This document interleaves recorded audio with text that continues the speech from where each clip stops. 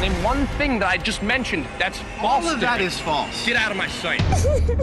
Reception, or right before it, at like that cocktail hour, we had heard through our family and friends that there was like a dark cloud that was kind of going after over. the ceremony. Okay. So the ceremony was perfect. Perfect. Yeah. Beautiful, perfect. That dark cloud was John Paul Jones. And that dark cloud was John Paul Jones.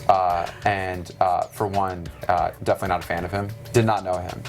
However, though, I want to say this though, like I had heard he seemed super likable. Yeah. So it was really unexpected that, you know, you're like nervous there's gonna be like that one guest that causes like drama and like brings heat, and you're like, this is not your moment, dude. Like, step back.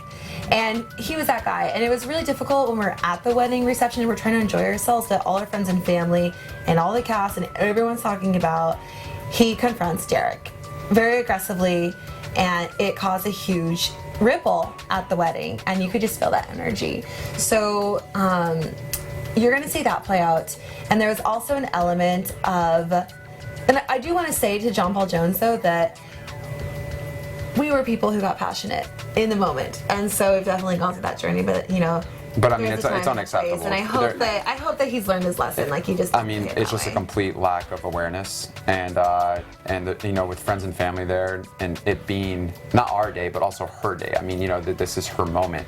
To take away from that is completely selfish, and the way that he attacks Derek is completely unacceptable, because there's nothing that would lead you to believe why that conversation would even happen. And so it leaves you in a state of confusion of wondering where John Paul Jones even comes up with these assumptions or these fabrications that he's created in his head. And it's a really big blow to Derek as well, because Derek had just endured a rough situation with Demi.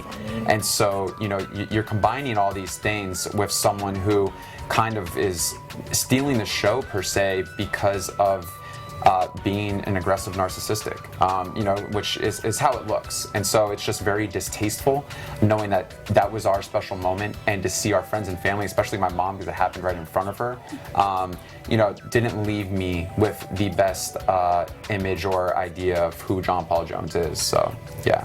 He owes my wife an apology. I was going to say, has he reached out? We could just make it clear. I mean, you know, once he'll see it, he'll probably feel embarrassed, and you know, which he should. And you know, but from what I've heard from Derek, he said that what he did in Paradise, that he didn't care, that he was right for what he did, and he was taking out the trash at the wedding, from what we've heard.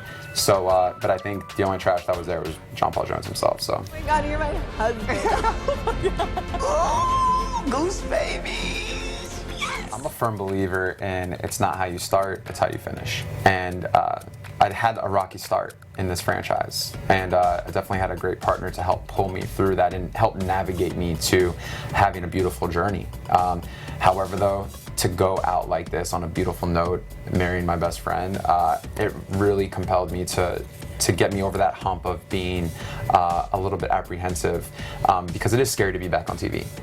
It is, because it's you know, it brings back those wounds, you know, that you experienced previously, and so those kind of haunt you from time to time. And if you allow it to consume you, it, you know, hinders your ability to succeed your potential. Yeah. And so that was a big thing for us over a couple months of talking about it.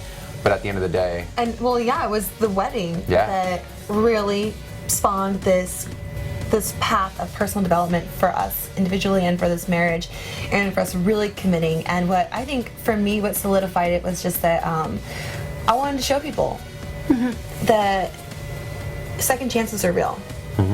And just because you go through hardship and have difficulties doesn't mean you give up on people, doesn't mean you give up on yourself.